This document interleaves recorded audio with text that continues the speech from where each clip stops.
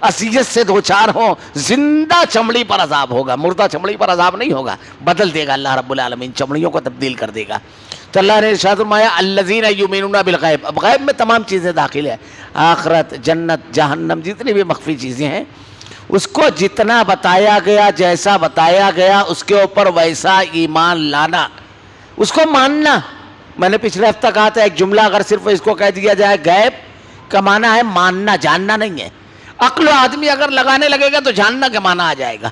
اور دوسری جگہ اللہ تعالیٰ نے ارشاد فرمایا کہ یہاں پر ایک مسئلہ اور بھی ہے، بعض لوگ یہ عقیدہ رکھتے ہیں کہ غیب کا علم اللہ کے علاوہ دوسروں کو بھی رہتا ہے، جبکہ غیب کا علم اللہ کے علاوہ کسی کو نہیں ہے۔ اللہ نے بالکل صاف ارشاد فرمایا ہے کہ وَعِندَهُ مَفَاتِحُ الْغَیْبِ لَا يَعْلَمُهَا إِلَّا اللَّهُ، غیب کی جو کنجیاں ہیں وہ اللہ ہی کو معلوم ہے کہ کہاں ہیں۔ ایک خزانہ ہے غیب ایک خزانہ ہے، اور اس کی جو کنجی ہے وَعِندَهُ مَفَاتِحُ الْغَیْبِ لَا يَعْلَمُهَا إِلَّا اللَّهُ، اللہ کے سوا کوئی نہیں جانتا۔ اب اگر کسی خزانے کے بارے میں اللہ تعالیٰ کہہ دے کہ اس میں کیا ہے، تو اس کی کنجی کا علم صرف میرے پاس ہے، کسی کے پاس نہیں ہے، اس کی جو کنجی ہے۔ اب کوئی شخص کہے کہ اس کے اندر کی چیز میرے پاس ہے، تو بہت خطرناک مقدمہ کھڑا ہو جائے گا۔ اللہ کہہ رہا ہے کہ اس کی کنجی اللہ کے علاوہ کسی کے علموں میں نہیں ہے، اور کوئی شخص یہ دعویٰ کرے کہ اس کے اندر کی چیزیں میرے پاس ہے، بالکل ایک دم غلط دعویٰ کھڑا ہو جائے گا، جس کو کہتے ہوئے بھی ڈر لگتی ہے۔ اس کے اوپر تو مقدمہ کھڑا ہوگا کہ کہاں سے حاصل کیا تو نے چپکے سے، اور کیسے کیا کوئی چیز اس میں سے نکال لیا۔ تو اللہ رب العالمین کے پاس سارے غیب کے خزانے ہیں۔ اللہ نے بہت وضاحت کے ساتھ ارشاد فرمایا ہے، بڑی وضاحت کے ساتھ، کہ ان اللہ عنده علم الساعہ، 5 چیزیں جو ہیں اس کا علم کسی کو نہیں ہے۔ اور اگر آپ ان 5 چیزوں پر غور کرو، بالکل آخری آیت ہے سورہ لقمان کی، فرقان کی، کہ 5 چیزوں پر اگر غور کرو تو یہ 5 چیزیں غیب کی کنجی ہے، اور اس میں سب تفصیل آ جاتی ہے۔ ان اللہ عنده علم الساعہ، قیامت کب آئے گی، وَيُنَزِّلُ الْغَيْثَ، بارش کب کہاں کتنی ہوگی، وَيَعْلَمُ مَا فِي الْأَرْحَامِ، رحم مادر میں کیا ہے، وَمَا تَدْرِي نَفْسٌ مَاذَا تَكْسِبُ غَدًا، اور آدمی کل کیا کمائے گا، وَمَا تَدْرِي نَفْسٌ بِأَيِّ أَرْضٍ تَمُوتُ، اور آدمی کس حالت میں کہاں کیسے مرے گا۔ پہلی چیز